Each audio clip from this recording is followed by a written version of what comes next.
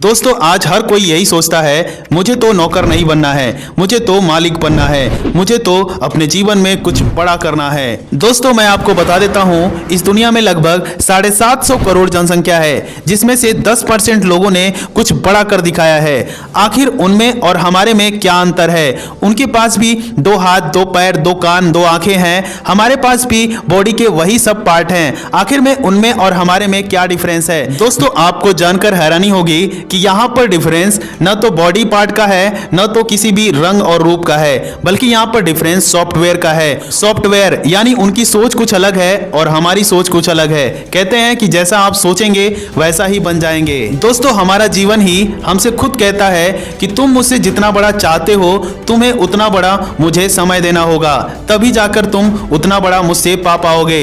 आज इस बड़े समय को लेकर आज की कहानी हथनी और कुतिया की है। एक जंगल में एक हथनी और एक कुतिया साथ साथ रहा करती थी। उन दोनों में बहुत ही गहरी मित्रता थी।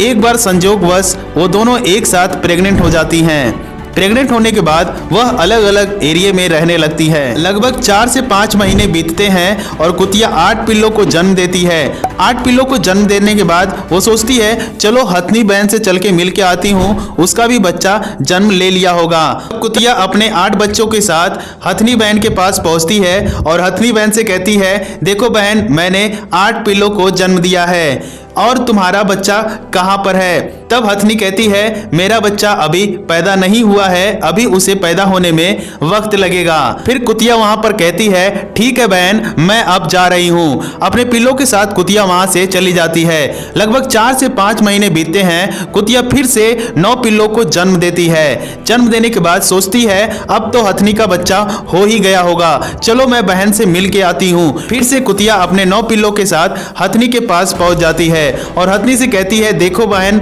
मैंने 9 पिल्लों को जन्म दिया है और तुम्हारा बच्चा कहाँ पर है? फिर से हथनी कहती है मेरा बच्चा अभी जन्म नहीं लिया है और उसे अभी वक्त लगेगा। कुतिया इस बात को सुनकर मजाक उड़ाते हुए हाथी से कहती है कि आर यू सीरियस? क्या तुम सच में प्रेग्नेंट हो या मुझे प्रेग्नेंट देखकर तुम जेलस कर रही हो और झूठ बोल रही हो?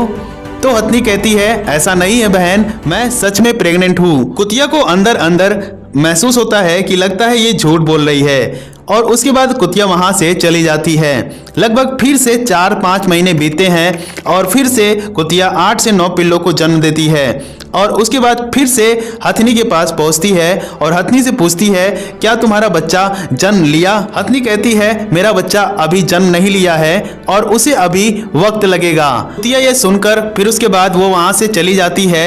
लगभग फिर से 4-5 महीने बाद फिर से 8 से 9 पिल्लों को जन्म देती है और उसके बाद फिर से हथनी के पास पहुंचती है। तो कुतिया हथनी के आसपास देखती है, वहां पर कोई भी बच्चा नजर नहीं आता है।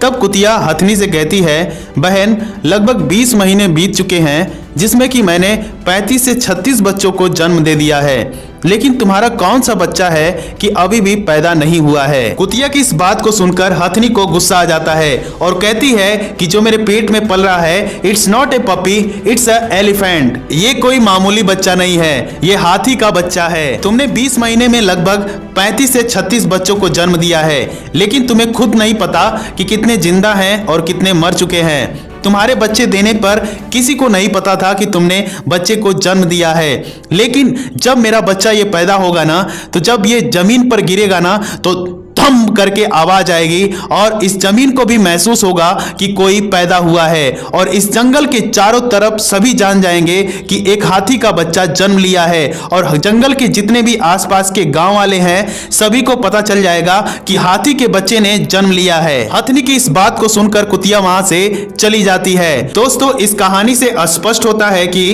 देर होने का अर्थ है अच्छा होने की गारंटी। ये बात हमें प्रकृति हमें सिखाती है कि बड़ा काम होने में समय लगता है। एक मकान की अपेक्षा एक महल को बनकर तैयार होने में बहुत समय लगता है। ऐसे निर्माण के दौरान हमें किसी और की बात पर ध्यान नहीं देना चाहिए और पूरी लगन से दिल, दिमाग और आत्मा को लगाकर अपना काम करना चाहिए। बीच बीच में लोग आपको निराश करने आते रहेंगे।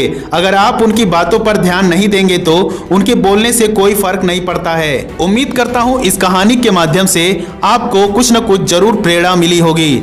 अगर ये कहानी आपको पसंद आई तो वीडियो को लाइक करिएगा, चैनल को सब्सक्राइब करिएगा। मिलते हैं नेक्स्ट वीडियो में, तब तक के लिए जय हिंद, वंदे मातरम।